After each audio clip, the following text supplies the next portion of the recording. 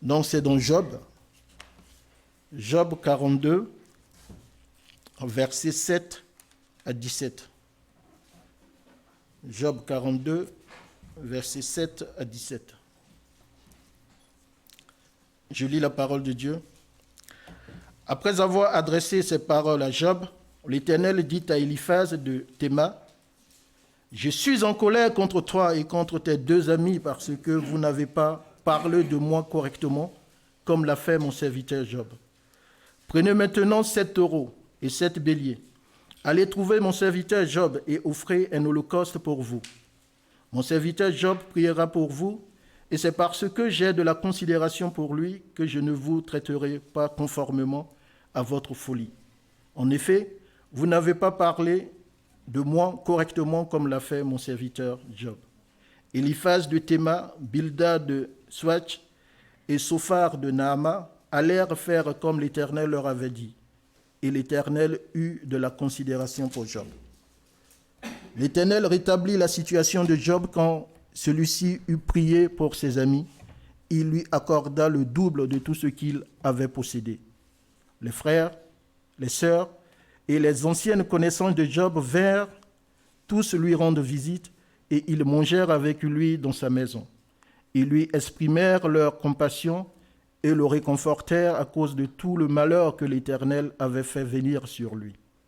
Chacun lui donna une pièce d'argent et un anneau d'or. L'Éternel bénit la dernière partie de la vie de Job beaucoup plus que la première. Il posséda 14 000 brebis, 6 000 chameaux, 1 000 paires de bœufs et 1 000 ânesses. Il eut aussi 7 fils et 3 filles. Il appela la première Jemima, la deuxième Kessia et la troisième Kéren Apuk. Dans tout le pays, on ne trouvait pas d'aussi belles femmes que les filles de Job. Leur père leur accorda une part d'héritage parmi leurs frères. Job vécut après cela 140 ans et il vit ses fils et les descendants de ses fils jusqu'à la 4e génération. Puis il mourut âgé et rassasié de jours. Il y a un deuxième passage, c'est dans Jacques 5, chapitres 10 à 11.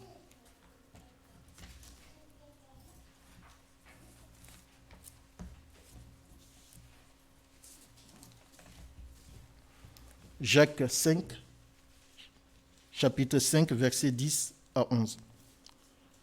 Je lis la parole de Dieu. « Mes frères et sœurs, prenez pour modèle de patience dans la souffrance les prophètes qui ont parlé au nom du Seigneur. Nous disons, heureux ceux qui persévèrent. Vous avez entendu parler de la persévérance de Job et vous avez vu la fin que le Seigneur lui a accordée, car le Seigneur est plein de tendresse et de compassion. » Amen. Pardon. Merci.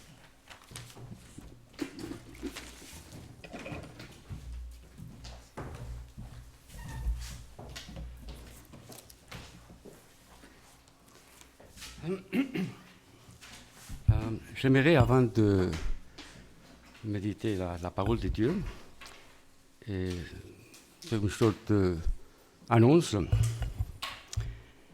Nous avons appris avec tristesse le décès accidentel de notre frère François Eng, responsable et président de notre église sœur cambodgienne de Drancy, qui pendant plus de 8 ans s'est réunie dans nos locaux ici. Prions pour Isabelle, son épouse, leur fille Solange et sa famille, ainsi que la communauté cambodgienne endeuillée.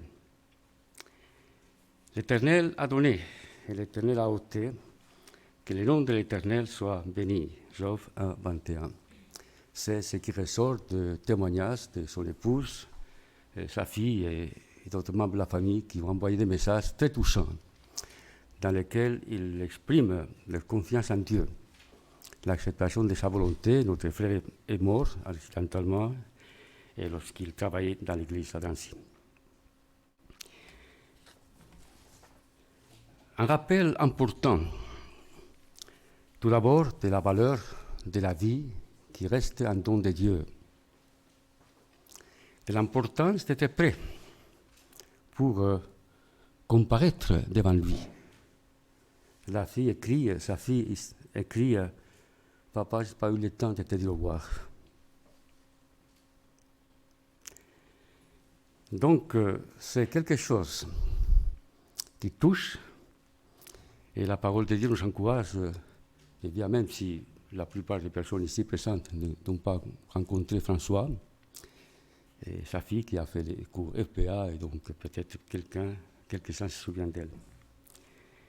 Eh bien, donc c'est l'importance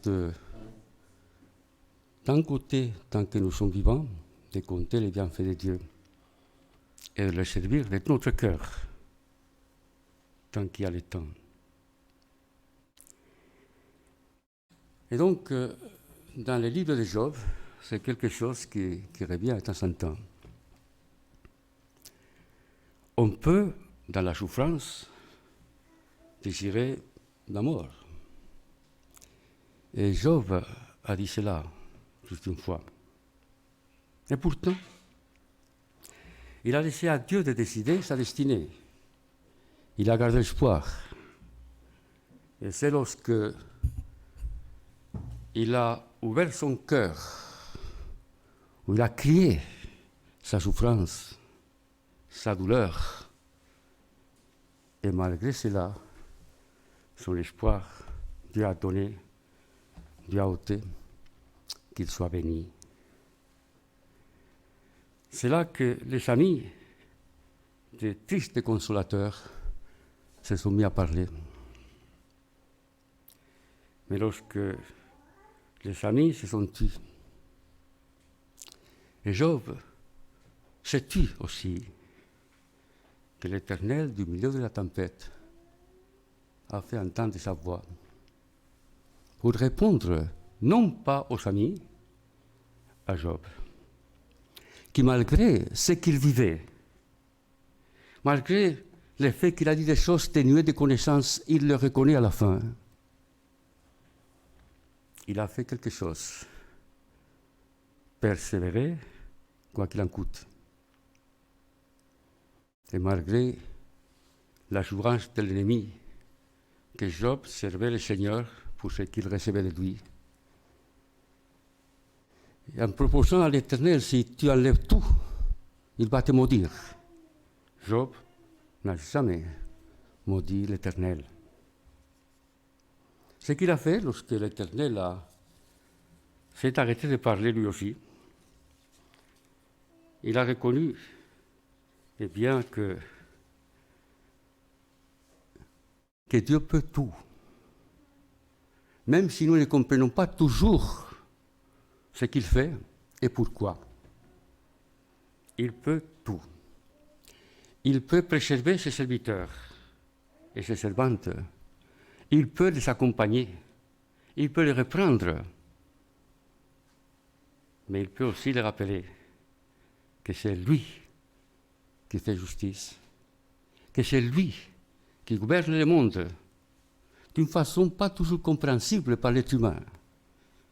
Mais Dieu reste l'Éternel, créateur et souverain, devant lequel le monde doit s'incliner et reconnaître, déjà maintenant, c'est toi le Seigneur. Nous sommes ta création. Merci pour la vie, merci pour le ministère, merci pour la famille, merci pour tout ce que tu donnes. Et combien de fois nous oublions de dire merci. Pire encore, parfois nous pouvons penser que tout cela nous appartient. C'est tendu. Dieu est là pour satisfaire nos besoins, nos désirs. Il est là pour pourvoir à nos besoins. Besoins journaliers, comme nous le rappelle notre Père, du pain, du pardon, de protection. Et Job, malgré tout ce qu'il a vécu, il le reconnaît après. Il était protégé, gardé par Dieu. Et alors il dit, je reconnais que tu peux tout et qu'aucune réflexion n'est inaccessible pour toi. Oui, je fais part, sans le comprendre, des merveilles qui me dépassent et que je ne connaissais pas. Écoutez-moi et moi je parlerai. Je t'interrogerai et tu m'instruiras. Mon oreille avait entendu parler de toi. Et maintenant, mon œil a vu ta vue. C'est pourquoi je me condamne et je me répands sous la poussière et sous la cendre.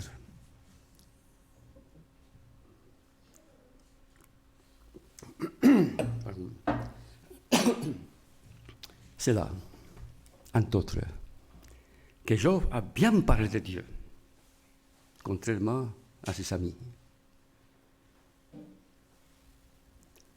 Rien ne s'oppose plus à ce que l'Éternel qui a trouvé en lui, en Job, un adorateur parfaitement désintéressé, lui témoigne de nouveau toute sa faveur. Ce sont, par contre, les trois amis de Job, au contraire, qui vont être les objets du déplaisir de Dieu. Il y a trois choses que j'aimerais souligner ce matin. Tout d'abord, la réhabilitation de Job par l'Éternel. Il avait déjà dit 2 fois dans le prologue du livre, il avait parlé de Job comme Job, mon serviteur, ou mon serviteur Job. Ici, dans 2 versets, il dit 4 fois, Job est mon serviteur. Il ne dit pas ça, ni à Eliphaz, ni à Bildad, ni à Sophar, ni à lui. En fait, Élie est complètement oublié. Il le dit à Job. Il répond à Job. Il réhabilite Job. Et c'est là, devant ses amis, qui ont passé leur temps à le critiquer. Parce qu'il était convaincu que la grande souffrance de Job était explicable. Il avait commis un grand péché et Dieu était en train de le châtier. Et alors, verset 7, après que l'Éternel eut adressé ces paroles à Job, l'Éternel dit à Eliphaz de Théman, ma colère est enflammée contre toi et contre tes amis. Parce que vous n'avez point parlé de moi avec droiture, comme l'a fait mon serviteur Job. Ce que les trois amis ont fait, c'est provoquer la colère de l'Éternel. Remarquez qu'ils ont dit beaucoup de choses admirables. Leur théologie, telle qu'ils la connaissaient, était parfaite. Mais ils ont oublié quelque chose. Ils ont parlé de la justice de Dieu, de la toute-puissance de Dieu, mais ils ont oublié de parler de son amour. Et cela se traduisait dans la manière dans laquelle ils s'adressaient à celui qui souffre, et qui, comme Job a dit, celui qui souffre a droit au respect, à la compassion. Les amis ont dit des bonnes choses, des choses admirables, mais au mauvais moment et à la mauvaise personne. Attention, lorsque nous sommes confrontés à quelqu'un qui souffre, que Dieu nous inspire à dire des choses qui glorifient Dieu et qui apportent quelque chose de sa grâce à celui ou à celle qui souffre. En prétendant parler bien de Dieu, en réalité, ils ont mal parlé de lui, parce qu'ils ont limité sa gloire et sa toute-puissance. Donc, au lieu de glorifier Dieu, de défendre Dieu, ils ont provoqué sa colère. Voilà une leçon pour nous. Parfois, il est mieux se taire devant celui qui souffre et prier en silence, que Dieu console, que commencer à donner des cours de conseils bibliques ou autres, mais sans amour. Alors, c'est intéressant de voir, les amis avaient tort. L'Éternel ne punissait pas Job, et toute souffrance n'est pas un châtiment.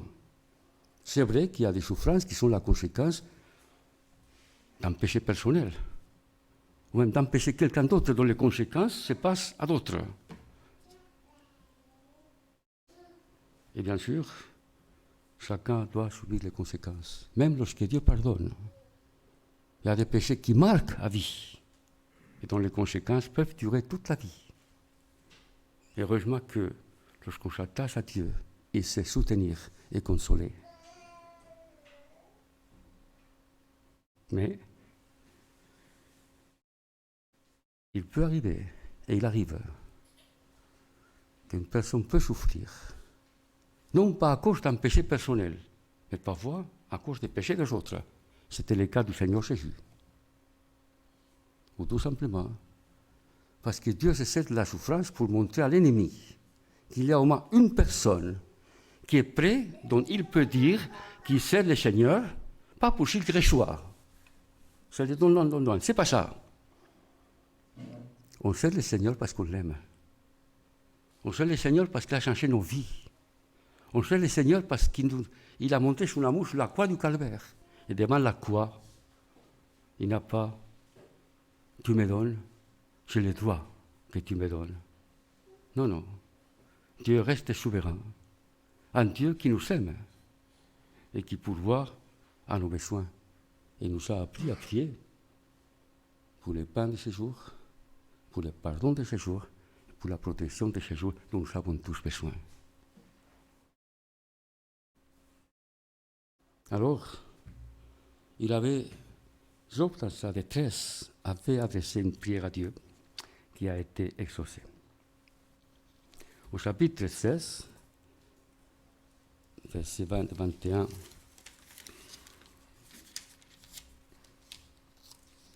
bon, je lis le contexte. Ô terre, ne recouvre pas mon sang, et que mes cris prennent librement leur ressort. Après, c'est Dieu que j'implore avec larmes. Puisse-t-il être l'arbitre entre l'homme et Dieu, entre le Fils de l'homme et son ami, car le nombre de mes années touche à son terme, et je ne m'en irai par un sentier d'où je ne reviendrai pas. Mon souffle se perd, mes jours s'éteignent, la tombe est réservée. N'y a-t-il pas des moqueurs autour de moi? Etc. Et mon œil doit veiller à cause de leur insulte. Et donc, dans ces plaintes, il y a cette prière. C'est Dieu que j'implore avec larmes. Puisse-t-il être l'arbitre entre l'homme et Dieu. Cette prière a été glorieusement exaucée par le Seigneur, car le Seigneur est plein de compassion et de miséricorde. Alors, c'est que les amis doivent faire. Verset 8. Prenez maintenant cet taureau, etc., et cet bélier, allez auprès de mon serviteur Job et offrez pour vous un holocauste. Donc, allez vers Job. Il fallait vraiment avoir reconnu la faute pour eux qui avaient insulté Job, devoir aller vers lui pour qu'il prie pour eux.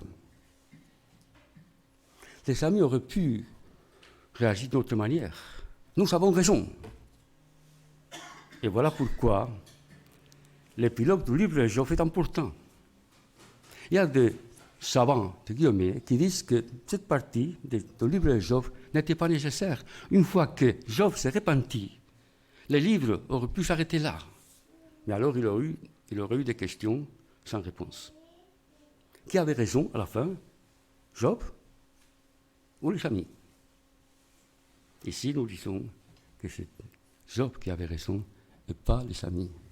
Et alors, pour eux reconnaître qu'ils se sont trompés, c'est pas facile. C'est pas facile. Reconnaître qu'on s'est trompé. Même si on a dit des choses qui sont justes, qui sont vraies. Mais reconnaître que ce n'était pas le moment de le dire, ce n'était pas la personne à laquelle il fallait dire ces choses-là. Mais là, ces trois amis ont fait quelque chose que je trouve admirable. Ils sont allés vers Job, qui a prié pour eux. Et c'est là, à partir de là, qu'ils ont été bénis par l'Éternel. Qu'ils ont été pardonnés par l'Éternel comme Job l'avait été. Je me répands, je m'humilie, et bien sûr, le Seigneur l'a pardonné. Et il dit qu'il a bien parlé de lui, contrairement à ses amis. Ils doivent donc aller vers Job et l'Éternel précise, mon serviteur Job, mon serviteur, il faut qu'il offre pour eux un holocauste, c'est le sacrifice pour les péchés. Après, c'est que Job, le serviteur de l'Éternel, fera pour eux. Mon serviteur priera pour vous. Remarquez là, Job avait pardonné, avait accepté la repentance, enfin, le Seigneur avait accepté la repentance de Job. Lorsque nous demandons pardon, bien, Dieu pardonne. Quoi que nous l'avons chanté ce matin, pardonner, nous pardonnons à notre tour. Voilà ce que Job a fait. Il ne connaissait pas le Seigneur Jésus, qui a dit prier pour les ennemis, pardonner, etc. Et pour les Satans qui observaient tout cela, et pour les amis, c'était encore un signe du désintéressement de Job, le fait qu'il a prié pour ses amis. Ceux qui l'avaient insulté, ceux qui avaient ajouté à leur souffrance, leur incompréhension, leur manque de compassion et leur orgueil spirituel, c'est nous qui avons raison. C'est à toi d'écouter. Sinon, voilà pourquoi tu souffres. Job a prié pour ces personnes. Et en cela, il est la préfiguration de celui qui, sur la croix du Calvaire, a prié pour ses ennemis. Pardonne-leur, ils ne savent pas ce qu'ils font. L'exemple de Job nous interpelle, parce qu'il nous rappelle que nous sommes appelés à prier même pour ceux qui peuvent nous faire mal. Des personnes qui ne comprennent pas, sont peut-être bien intentionnées, mais priez pour eux. Priez. Combien cela est important. Et Job l'a fait. Et pour l'Éternel, c'était une preuve. Job s'est vraiment repenti. Parce qu'il a été, d'abord, il a obéi à la volonté de Dieu, qu'il prie pour les amis. Il a transformé son cœur. Parce que là, il a prié, il avait une sorte d'amitié renouvelée, fraternité acceptée.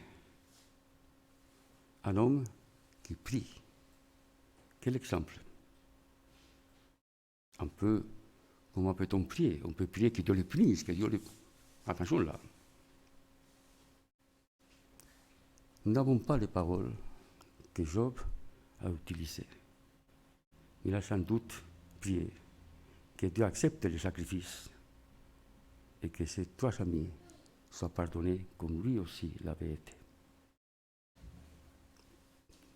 Pardonner parce que nous pardonnons, parce que nous avons été pardonnés. Combien c'est facile de le chanter, combien c'est dur de le pratiquer. Que Dieu nous fasse la grâce de le faire.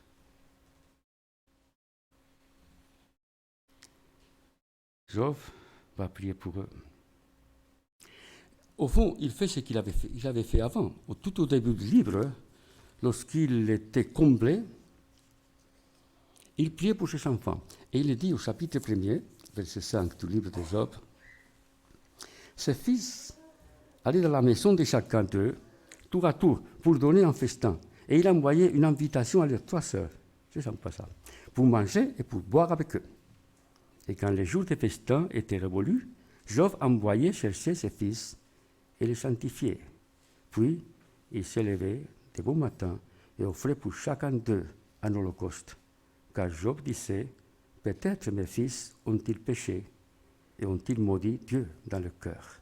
C'est ainsi que Job agissait toujours. Donc, finalement, Dieu, l'Éternel lui a demandé de faire pour ses ennemis ce qu'il faisait pour ses enfants.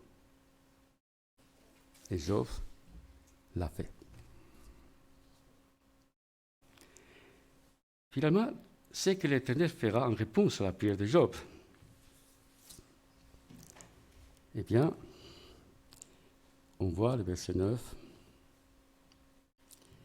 Eliphaz et Théman, Bildad et Shua et Sophar de Naaman s'en allèrent. Il agit comme l'Éternel leur avait dit. Il aurait pu dire, il les a pardonnés, c'est évident.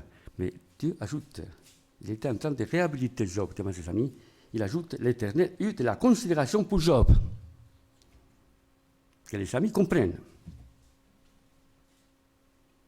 Pardonner, parce qu'ils ont reconnu leur erreur. Alors, pardonner, pourquoi?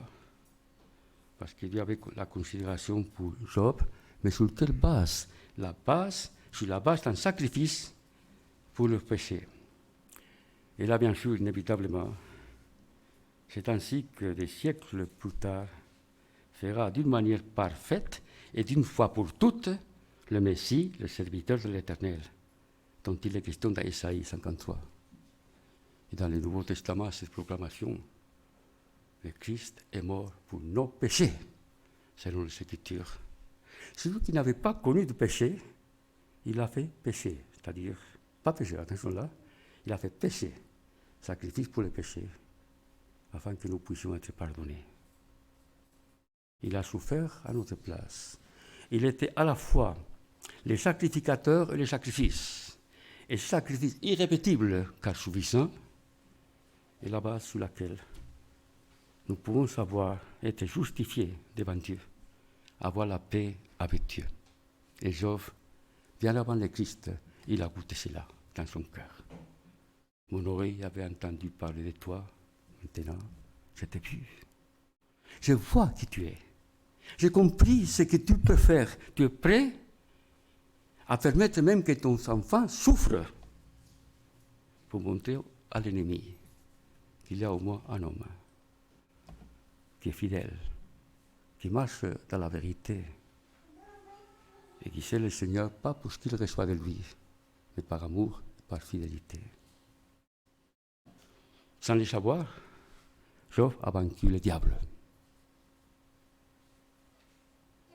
Et c'est ainsi que le Seigneur, c'est celui qui le savait, il donnait sa vie volontairement.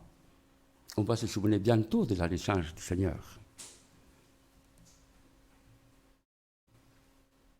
Et les riches qu'il était devenu pauvre, afin que nous soyons enrichis. Mais voici, dit dans l'Épître aux Hébreux, prêt à faire ta volonté. Et la volonté, c'était qu'il meure, qu'il prenne nos péchés sur la croix du calvaire. Et là, il intercède pour nous. Alors, la deuxième partie que je voulais souligner, c'est le rétablissement de la situation de Job. Versets 10 à 17. L'Éternel a accordé à Job le double de tout ce qu'il avait perdu. Verset 10. L'Éternel rétablit la situation de Job quand celui-ci eut prié pour ses amis. Et l'Éternel lui accorda le double de tout ce qu'il avait possédé. À quel moment? Bon, c'est une situation matérielle surtout. À quel moment l'Éternel a-t-il accordé à Job le double de tout ce qu'il avait perdu? C'est au moment où il priait pour ses amis, pas avant. Au moment où il priait pour ses amis, c'est là que Dieu a changé la situation complètement. Lorsque Job s'est repenti, lorsqu'il a été pardonné, pour lui c'était tout ce qu'il fallait. Même la situation n'avait pas changé encore pour lui. Il était encore dans l'épreuve, dans les deuils. Il avait tout perdu. Mais pour lui, voir Dieu, connaître Dieu, c'était tout ce qu'il voulait. C'est tout. Nous sentons parfois te connaître, le Seigneur, te connaître. Job pouvait dire, oui, maintenant je te connais. Et je sais combien il est précieux de t'avoir comme Dieu. Combien tu es juste, même lorsque tu punis. Combien tu t'intéresses à des personnes comme moi. Job était comblé. Mais Dieu a ajouté quelque chose. Il a voulu changer sa situation devant les amis à nouveau, pour qu'il voit que malgré tout ce qu'il avait vécu, il avait toujours la faveur de Dieu.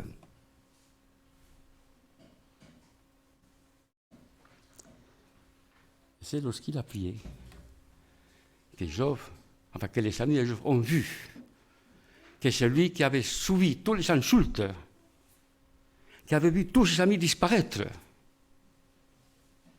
était prêt à prier pour eux. Ça, c'est une véritable conversion, un véritable réveil spirituel. Job reste un exemple d'un véritable réveil spirituel. Il a trouvé son plaisir en Dieu seul. Mais Dieu lui a donné autre chose. Parce qu'il voulait réhabiliter Job, son serviteur Job, devant ses amis qu'il avait insultés. Et à nouveau, Job donne une nouvelle preuve de désintéressement de sa piété. Il prie pour eux. Il va plus tard les accueillir. Ce n'est que pendant la prière, au moment où il ajoute l'amour à la foi, qu'il est délivré de sa terrible preuve. C'est important parce qu'on peut prier. Et déjà, on peut prier pour Dieu que je dois prier pour les ennemis. Je prie. J'obéis Dieu. Je prie pour mes ennemis. Et on peut faire cela sans véritable intérêt et surtout sans véritable amour. Job a ajouté à la fois l'amour. Ce sont ses amis. Ce sont mes amis qui, certes, m'ont fait souffrir, mais moi aussi, j'ai dû faire souffrir le Seigneur lorsque je l'ai accusé d'injustice. Et Dieu m'a pardonné. Moi, je peux faire la même chose pour eux. C'est normal.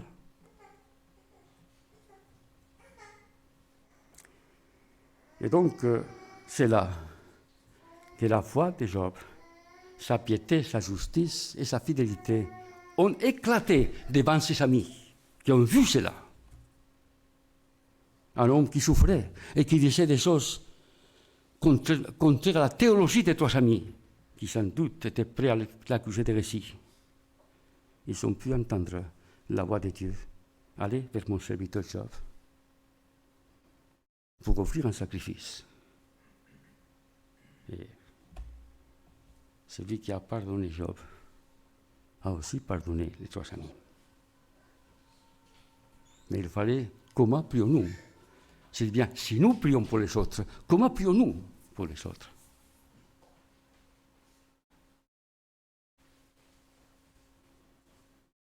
Avec foi, j'espère. Sinon, ça ne sert à rien de prier.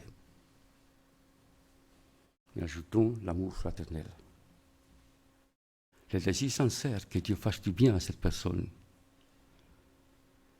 Job avait dit celui qui souffre mérite la compassion, même s'il dit des choses, même s'il s'éloigne de l'Éternel, ce que Job n'a jamais fait. Comment prions-nous pour ceux qui s'éloignent de Dieu, qui rejettent sa parole?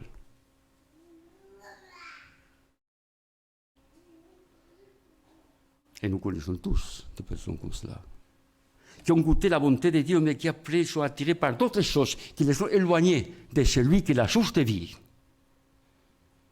Vous trouvez étancher les soifs dans des vases crevassés qui ne peuvent pas contenir l'eau et qui mènent toujours à la désillusion. Eh bien, prions avec amour pour ces personnes, surtout si font partie de nos familles.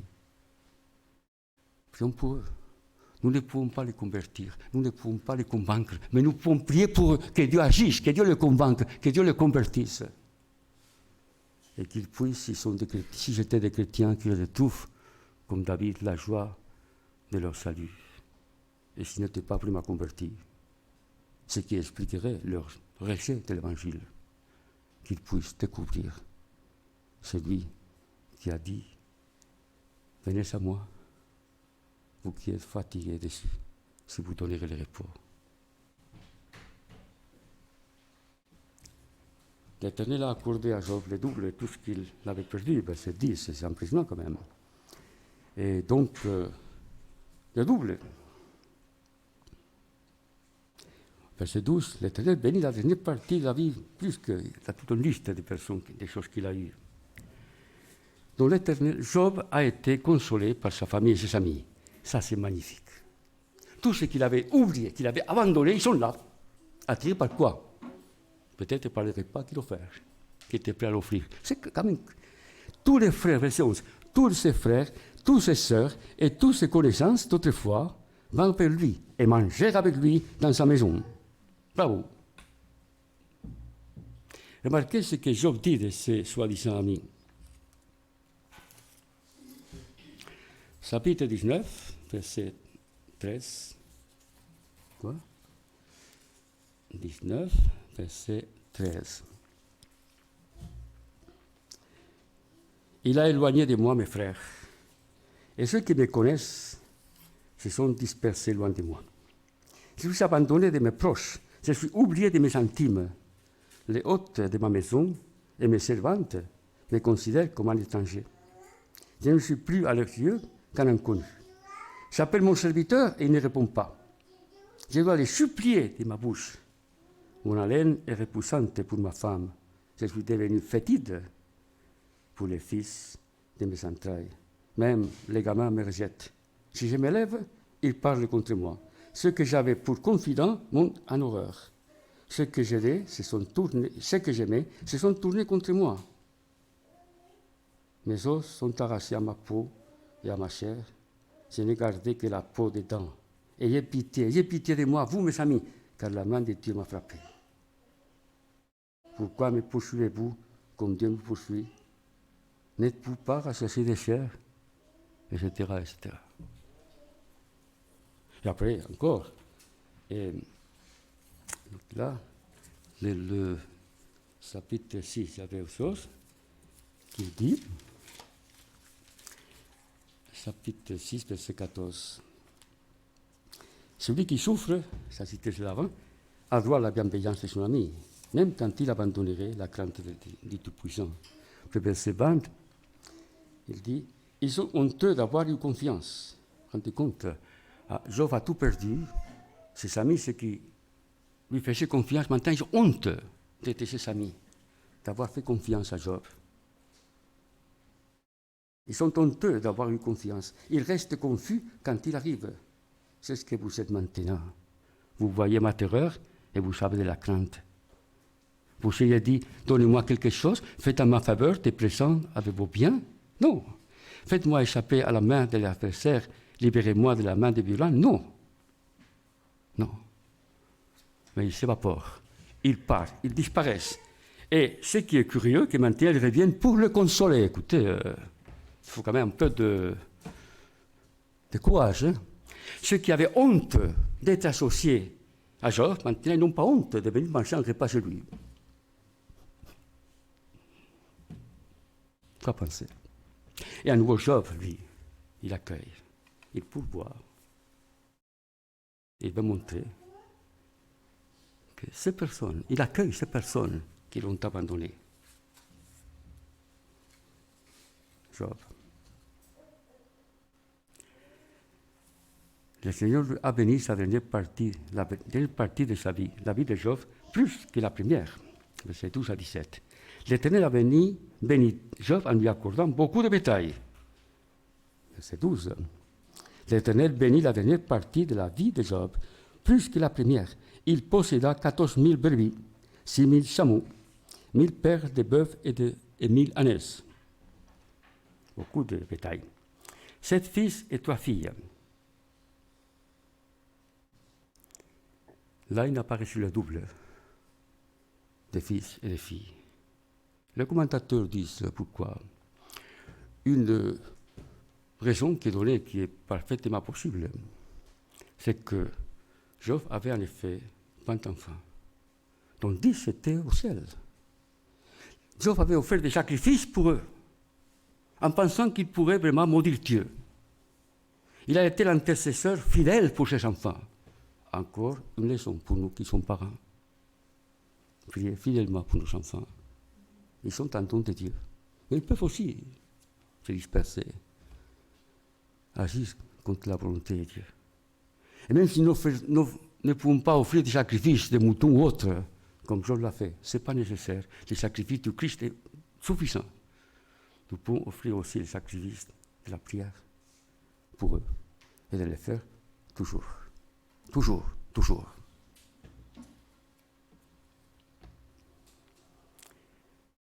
L'autre explication, c'est que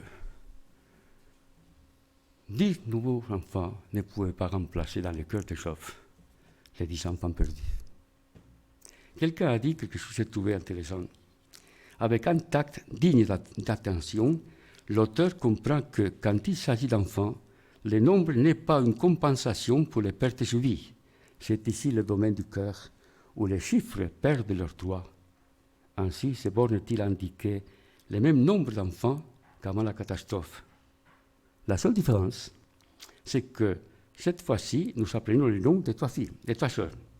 Jemima, Colomba, Ketsia, fleur de cannelle, et aussi Kerihaput, c'est ombre des yeux. C'est intéressant parce qu'il y a j'ai corne de parfum. Donc, j'ai trouvé cette traduction que j'ai trouvée très sympathique dans la version Parole de vie.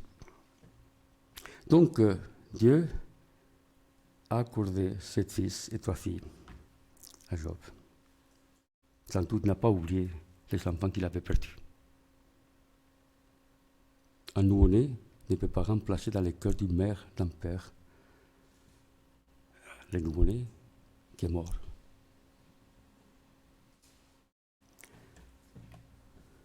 Voilà un peu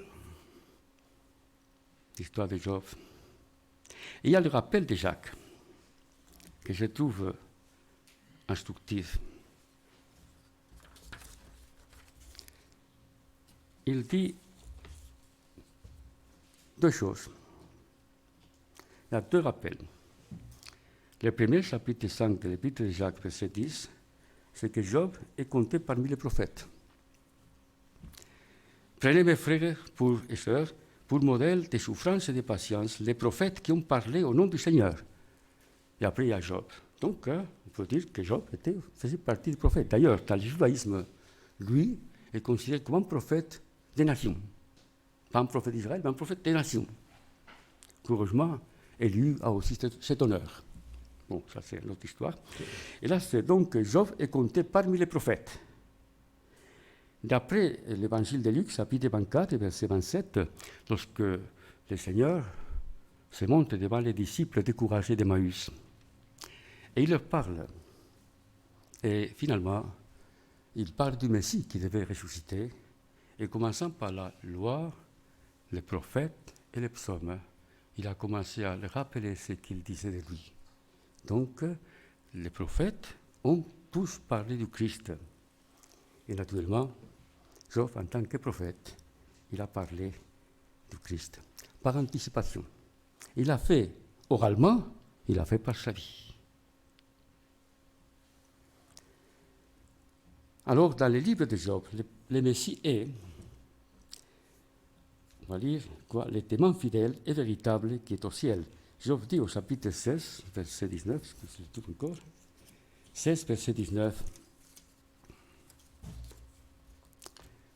Déjà maintenant, mon témoin est dans les ciels, mon répondant est dans les lieux élevés. Puisqu'il est celui qui l'emploie, je l'ai dit ça avant, donc il est le témoin fidèle.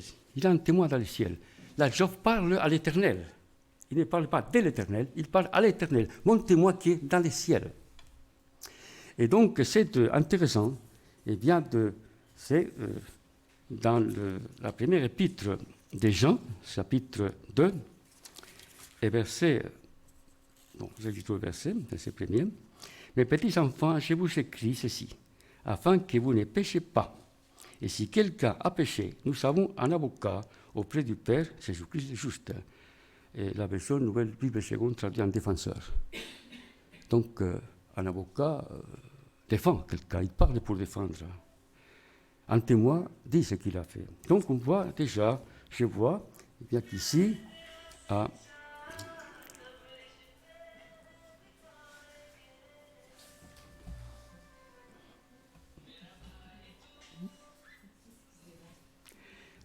Donc, Job est le témoin fidèle et véritable qui est au ciel. Donc, en Apocalypse, chapitre 3 et verset 14, le Seigneur est présenté comme le témoin fidèle. Et donc, voilà, c'est le témoin fidèle, c'est Jésus. Et donc, il parle, là déjà, c'est Jésus et le témoin fidèle. Il est aussi, dans un passage, il est le rédempteur ou défenseur, comme je dis la nouvelle version, qui est toujours vivant. Nous avons un avocat qui intercède pour nous. Intéressant, c'est le mot qui est utilisé pour avocat par Jean, c'est le mot qu'il utilise pour décrire le Saint-Esprit, le Paraclète, qui est là à côté, pour comprendre, pour écouter et pour défendre. Et notre défenseur suprême, c'est le Seigneur qui intercède auprès du Père. Donc, Jésus, d'après le livre de Job, est donc le témoin fidèle et véritable qui est au ciel, le Messie et le Rédempteur défenseur. C'est ce en qui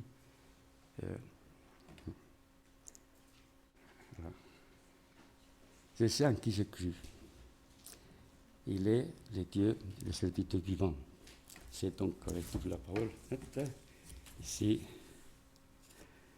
je sais que mon Rédempteur est vivant.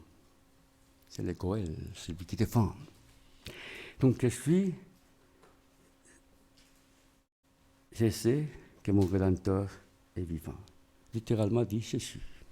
J'ai compris. Ça fait partie de ma croyance. Je suis. Que le Goël que mon Rédempteur est vivant. Qu'il s'élèvera des derniers sur la terre. Après que ma peau aura été détruite, moi-même, en personne, je contemplerai Dieu. Jésus est le Rédempteur ou défenseur qui est toujours vivant et qui intercède pour nous. Le Messie, là jusqu'ici, je vais parler par ce qu'il a dit. Ici, je parle par ce qu'il était, qu'il est. Le Messie est le Seigneur de l'Éternel, souffrant, dont il est question dans Isaïe 53, et dont Job est la préfiguration. Remarquez que lorsque Job dit toutes ces choses, il est encore dans la souffrance. Il est encore dans l'attente d'intervention de Dieu. Et c'est parfois qu'il dit, il a comment dirais-je, des choses que Dieu lui montre par son esprit, sans doute, qui ont fortifié sa foi. C'est pour nous aussi, éclairé par le Nouveau Testament. Et je crois qu'il faut lire le livre de Job à la lumière de la croix, surtout, de ce que Christ, le serviteur de l'Éternel, a fait. Et alors, nous voyons dans le livre de Job que Jésus est le témoin fidèle. Intéressant, dans la langue grecque, le mot témoin, c'est aussi signifie martyr. Le témoin qui a donné sa vie pour nous, qui est allé jusqu'au bout de l'amour, pour nous qui étions ses ennemis. Là, il se passe Job. Job était prêt à défendre ses amis, à faire des sacrifices pour ses amis. Le Seigneur l'a fait pour ses ennemis, dont nous faisons partie. Le Messie est le Rédempteur défenseur, qui est toujours vivant.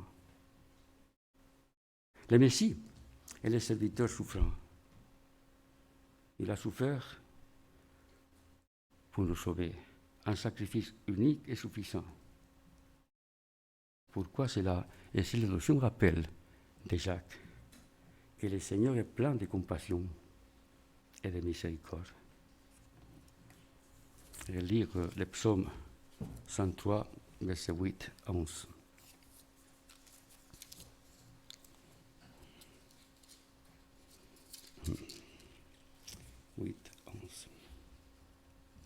L'Éternel est compatissant et il fait grâce.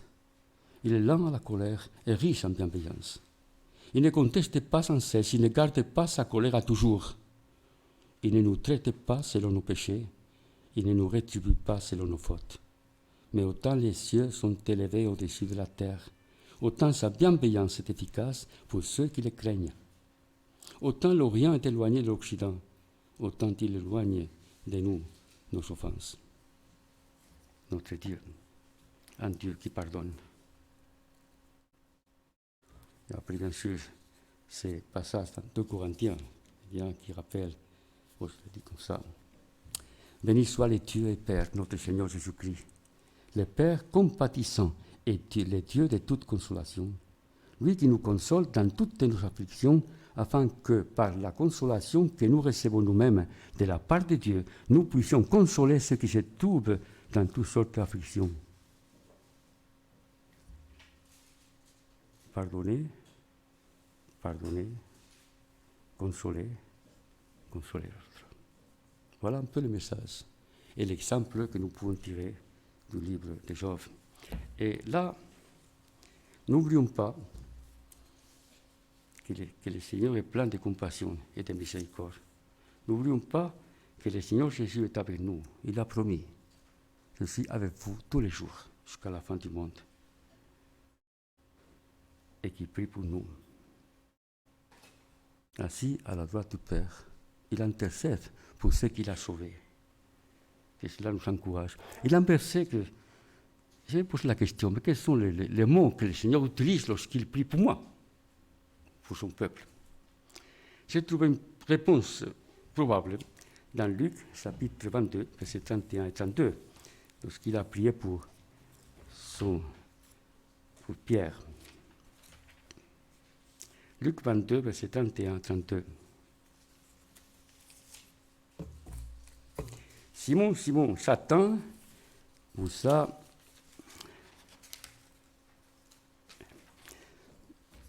Où ça? Qu'est-ce que la place, hein? Oui, un peu trop fine, hein? Voilà, bien. Vous a réclamé pour vous passer sa crible comme les blés. Il a fait ça pour Job. Mais j'ai prié pour toi, afin que ta foi ne défaille pas. Et toi, quand tu seras revenu à moi, affermis tes frères. Il prie pour vous, il prie pour moi, que notre foi ne défaille pas. Que nous restions dans la foi, que nous marchions par la foi. Et que notre foi glorifie le Christ qui a donné sa vie pour nous. Un jour, le Seigneur reviendra, comme dit le cantique, « Oh, quel immense bonheur !» Il nous prendra avec lui. Il reviendra et comme Job, nous dirons, « Mon oreille avait entendu parler de toi, mais maintenant je te vois. » Car il est écrit, nous le verrons tel qu'il est. Nous le verrons. En attendant cela, restons fermes dans la foi. Faisons confiance à celui qui console et qui peut corriger, mais toujours, pas pour nous écraser, mais pour nous élever. Celui qui s'humilie sera élevé. Humilions-nous devant Dieu, parce que nous sentons le Saint-Esprit nous convaincre des péchés, de justice et de jugement. Il pardonne vraiment. Il relève ceux qui tombent. Il les soutient.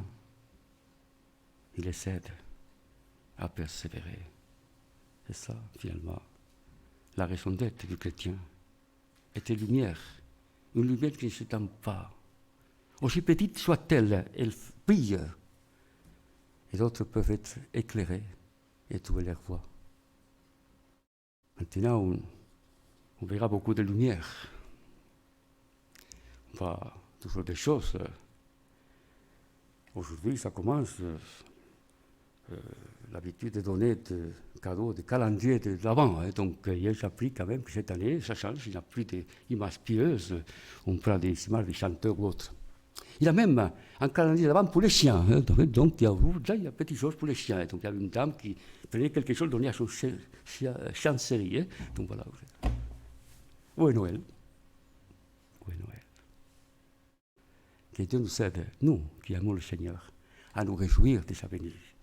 En attendant son retour prochain, où tout œil verra le Seigneur. Nous le verrons, je le crois, comme notre Sauveur. D'autres le verront comme leur juge. Et il fera une séparation éternelle entre ceux qui ont suivi le Christ et ceux qui l'ont rejeté. Même s'ils ont fêté Noël. Que Dieu nous aide à fêter Noël d'une manière qui glorifie celui qui a donné sa vie pour nous. Car il est venu pour mourir à notre place. Et alors que la joie de connaître le Seigneur remplisse nos cœurs de reconnaissance et que nous soyons engagés, réengagés en quelque sorte à les suivre avec son aide et pour sa gloire. Oui, le cantique que nous allons chanter, je demande au chanteur de 15 pour la préférée, il y a donc que c'est un cantique dit sur le chemin va sans peur. Les raisons d'avoir peur sont nombreuses, mais il y a une différence entre avoir peur, qu'on peut avoir peur de conjoint, perdre des choses, mais lorsque la peur devient chronique, nous sommes en danger, parce qu'alors nos yeux sont voilés à la grâce, à la bonté de Dieu. Et donc, que le Seigneur nous aide à marcher sur les chemins étroits, mais qui mènent à la vie, avec Dieu, pour Dieu et selon Dieu, et qu'il soit glorifié. Amen. Lèvons-nous pour chanter.